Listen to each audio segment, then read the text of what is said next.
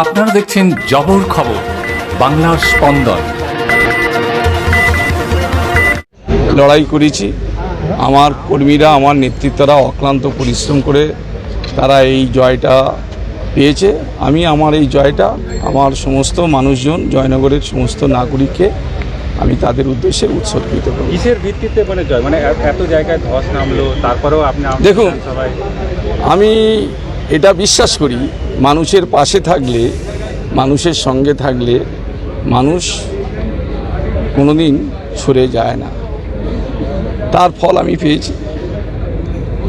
অনেক জায়গায় শুনছি যে কাউন্টিং সেন্টারে গণ্ডগোল হচ্ছে, হই হট্টগোল হচ্ছে, কিন্তু আমার 136 বিধানসভায় বিজেপি এসছে, এসইউসি এসছে, সিপিএম এসছে, সব কাউন্টিং এজেন্ট এসছে।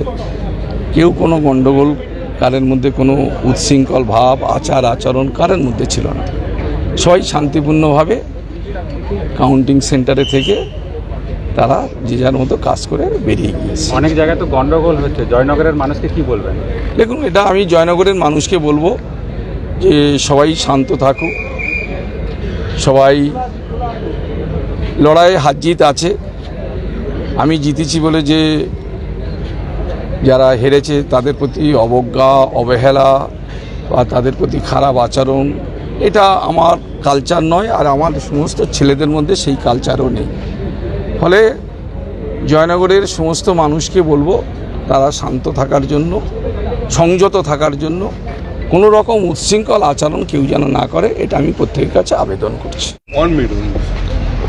দেখুন, আমার জয়নগর বিধানসভায় যে জয়টা হয়েছে সেটা জয়নগরের সমস্ত মানুষকে আমি এই জয়টা উৎসর্গ করছি।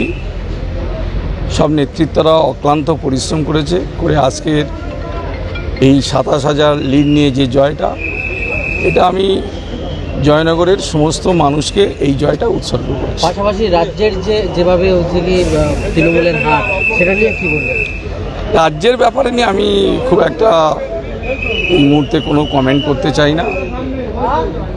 দল নেতৃত্বরা তারা বিপর্যয় কি হয়েছে তার চুলচেরা বিশ্লেষণ করবে। নিশ্চয়ই এগুলো নিয়ে পর্যালোচনা হবে, সব কিছু হবে। এটা রাজ্য নেতৃত্বরা তারা বলতে পারে। মমতা ব্যানার্জি বলছেন যে 100 সিট অনৈতিকভাবে নিয়েছে বিজেপি। আমি এটা এ নিয়ে কোনো মন্তব্য করতে চাই না, কোনো মন্তব্য করতে চাই না।